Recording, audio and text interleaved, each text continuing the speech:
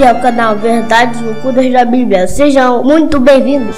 Torne-se membro do canal e tenha acesso à nossa biblioteca. O link do grupo e do canal do Telegram estão na descrição do vídeo. Ative o sino das notificações.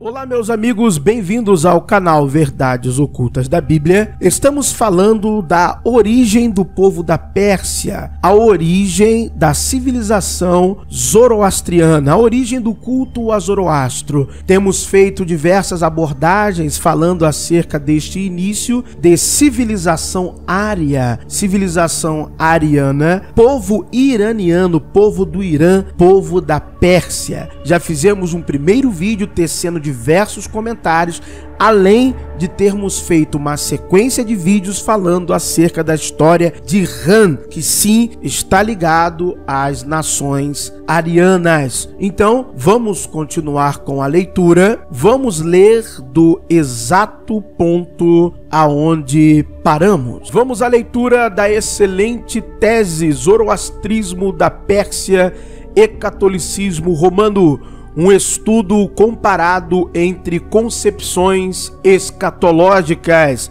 Tese esta escrita por Ana Cândida Vieira Henriques. Com o fundo hindu-europeu, todos estes povos influenciaram as regiões conquistadas, como também foram influenciados, tomando por empréstimo elementos culturais e religiosos de outras civilizações. Como suas migrações eram de modo contínuo, submeteram vários povos sedentários agrícolas em seu percurso. Numa dada proporção, também foram submetidos por estes no sentido de terem assimilado muitos traços destes povos, o que contribuiu para algumas modificações de caráter religioso. Como diz Eliade, bem cedo em sua vida, os hindu-europeus tiveram de conhecer as tensões espirituais provocadas pela simbiose de orientações religiosas heterogêneas ou até antitéticas. Nós vemos que na história de Irã, que está no livro de Edward Schurer, ele tinha essa difícil tarefa, que era de trazer uma unidade às crenças das tribos, tanto das tribos que estavam debaixo da sua tutela, que eram 12 tribos a contar com a sua tribo. Ele cria os arquétipos zodiacais para trazer o norteamento e funcionabilidade ao cotidiano tribal, e ele institui o culto ao fogo sagrado. E este culto ao fogo sagrado, com uma legislação e uma normatização do papel do homem e da mulher na sociedade, é que vão começar a dar um teto comum para as diversas crenças que já existiam e aquelas que estavam começando a surgir. Não que houve algo homogêneo, que todos acreditavam numa mesma coisa, mas as variações, elas passaram a estar debaixo de um guarda-chuva. E isso auxiliou muito na estabilização de diversas questões que estavam sendo, vamos dizer assim, executadas na questão de guerras, batalhas, brigas, tomadas de território, surgimento de impérios, né? O Irã, a época em que viveu, o papel dele foi muito importante para a raça ária. Esses povos possuíam traços bem definidos em sua sociedade, a exemplo da estrutura patriarcal, do nomadismo pastoril e da organização militar para as guerras e conquistas. Eram grandes desbravadores territoriais, contudo, faziam razias em suas migrações. Nesse sentido, a tradição religiosa hindu-europeia passa a conviver com diversas tensões de natureza espiritual. Isso se deve a um processo natural de ajustamento, acomodação, decorrente da relação entre orientações religiosas distintas. Quanto às crenças desse povo, sem dúvidas está o papel desempenhado pelas hierofanias celestes e atmosféricas, onde o Deus supremo e criador do mundo dividia espaço e convivia com outros deuses. É curioso que é exatamente assim que vêm as revelações a Arã.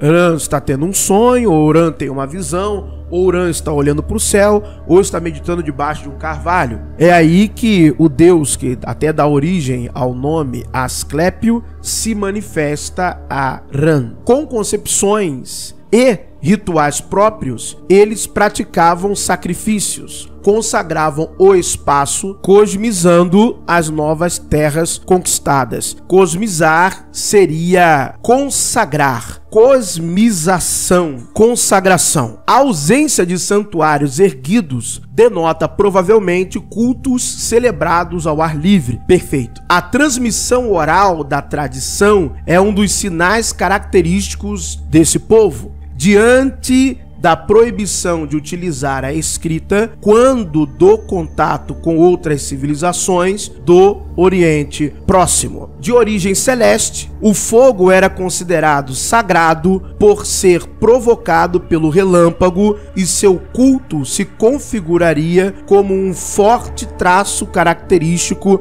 das religiões hindu-europeias. Exatamente isso. Inclusive, toda essa mitologia do culto ao fogo sagrado em Irã é muito interessante, como que as descrições dos textos antigos tratam esta questão, pois que sugere uma prática original comum, sim, Ram. Sua personificação como Atar no Irã e Agni na Índia, olha aí, ó, os elementos Agni, Atar, os deuses, as divindades ligadas aos elementos, ocupam uma centralidade simbólica e cultural nestas civilizações, pois que associam seus rituais e mitologias às três classes funcionais: sacerdotes, guerreiros e agrícolas, parecendo expressar simbolicamente a ideologia tripartite de Georges Dumézil. É curioso que nós vemos algumas variações, inclusive Eduard Schuri, ele vai colocar também que eram sacerdotes, guerreiros, agrícolas e artesãos. Então ele coloca mais uma classe aí. Nesses termos, uma cultura hindu-europeia é mais um postulado que os estudiosos se propuseram a demonstrar do que uma realidade histórica, para a qual faltam quase todas as confirmações arqueológicas.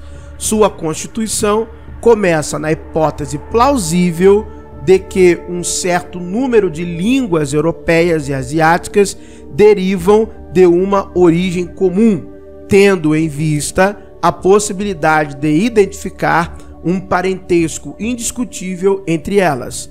Por meio da comparação linguística e com base na noção de que toda cultura tende a estabilizar-se em um sistema, reconstruiu-se a ideologia tripartite, ou a tripartição funcional, ou simplesmente o trifuncionalismo dos hindu-europeus, como antecedente ideológico e sistêmico em que teriam confluído e teriam se organizado em vários elementos constitutivos do conjunto da cultura hindu-europeia. Scarpe, 2004, página 83. Curiosamente, Eduard Schuri vai falar a mesma coisa, só que não era preto no branco, pão pão, queijo queijo, como às vezes alguns acadêmicos querem passar. Isso não era ao tempo antigo, segundo também filósofos da religião, exegetas de tradições antigas e por aí vai. Isso não era uma questão impositiva obrigatória. Era uma questão literalmente de funcionalidade. O que você faz melhor, o que você desempenha melhor. Com o tempo, com o passar do tempo, é que isso foi se tornando em uma questão vamos dizer assim, de hereditária, uma questão hereditária, tá?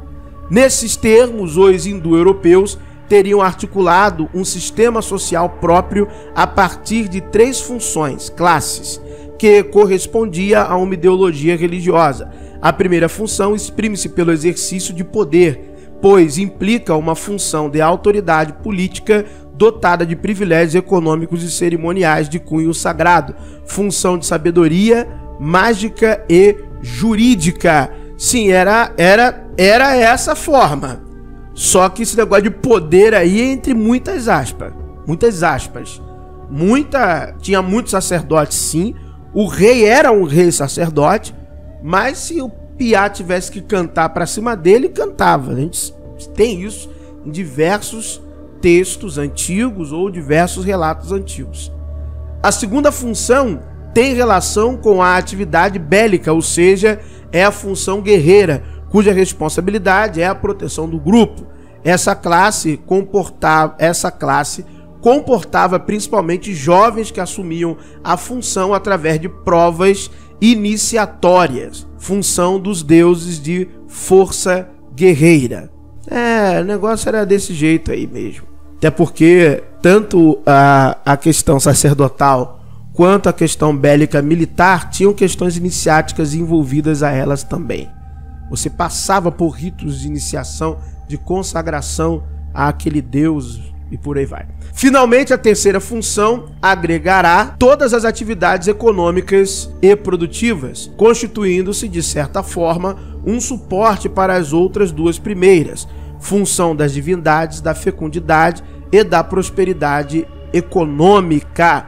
Vamos parar a leitura por aqui para não ficar algo muito extenso no vídeo. Espero que você esteja gostando da leitura desta excelente tese. Espero que você esteja gostando do conteúdo dos meus comentários também. Deus abençoe a sua vida. Fique na paz do Senhor Jesus. Você sabe, o mestre da justiça dos essênios, o Cresto, você sabe, o Saoshyant de Zoroastro. Exatamente, você já sabe. O Maitreya que o budismo está aguardando. Exatamente, você sabe disso. Também chamado de Akirok. O verdadeiro Deus abençoe a todos. Obrigado por assistir mais um vídeo. Se inscreva no canal.